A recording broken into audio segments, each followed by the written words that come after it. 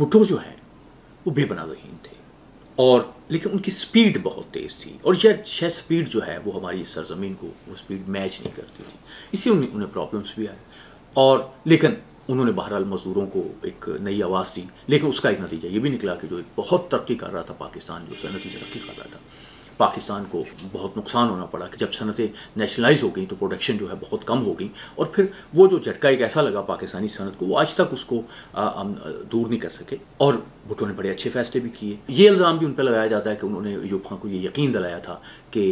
अगर हम वहाँ कार्रवाई करेंगे कश्मीर में तो कश्मीर को हम आज़ाद करवा लेंगे, लेकिन इंडिया इंटरनेशनल बॉर्डर जो है वो क्रॉस नहीं करेगा। लेकिन इंडिया ने इंटरनेशनल बॉर्डर क्रॉस किया और पाकिस्तान को जो है सितंबर 65 की वॉर लड़ना पड़ी। और कहा यह जाता है कि अयूब खान के ज़वाल में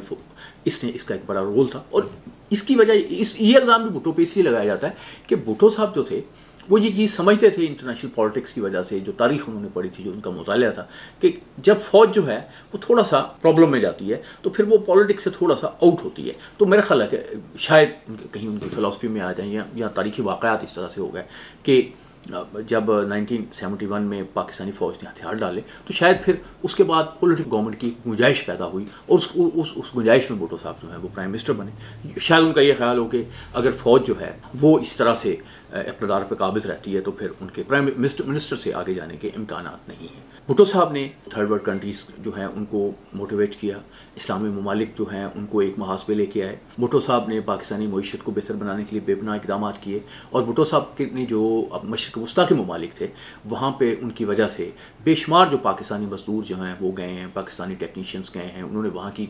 जो तामीराती काम हो रहे थे उसमें बड़ा अहम किरदार अदा किया और ज़ाहिर है पाकिस्तान में उनकी इसकी वजह से बहुत सा सरमाया भी आया। पाकिस्तान में बहुत से लोगों के जो हालात हैं वो बेहतर भी हुए इसकी वजह से। लेकिन भुट्टो ने एक फ़ैसला बहुत गलत किया और वो फ़ैसला ये था कि उन्होंने बहुत से जनरल्स को नज़रअंदाज करके जनरल ज़िया-उल हक़ जो थे उन्हें पाकिस्तान का आर्मी चीफ बना दिया। ये मेरिट की खिलाफ वर्जी थी और ये ज़िया-उल हक़ ही थे जिन्होंने फिर उन्हें इक़्तिदार से जो है हटा दिया। और फिर नौबत यहाँ तक पहुँची, कन्फ्रंटेशन इतनी बड़ी कि उस वक्त भुट्टो साहब जो हैं वो कोई कंप्रोमाइज़ करने के लिए तैयार नहीं थे। वो एक प्रोसेस शुरू हुआ जिसका जो अख्ताम है उनकी फांसी पे हुआ, क्योंकि कहा यह जाता है और ये बहुत सी किताबों में चीज़ आई है कि ज़िया-उल हक़ से कहा गया था कि अगर आप भुट्टो को फांसी नहीं देंगे तो फिर आप ये बात ज़रूर याद रखें कि एक कब्र तैयार हो चुकी है लेकिन उसमें दो लोगों की लाश जा सकती है, या आपकी लाश जाएगी या ज़ुल्फ़िकार अली भुट्टो की लाश जाएगी।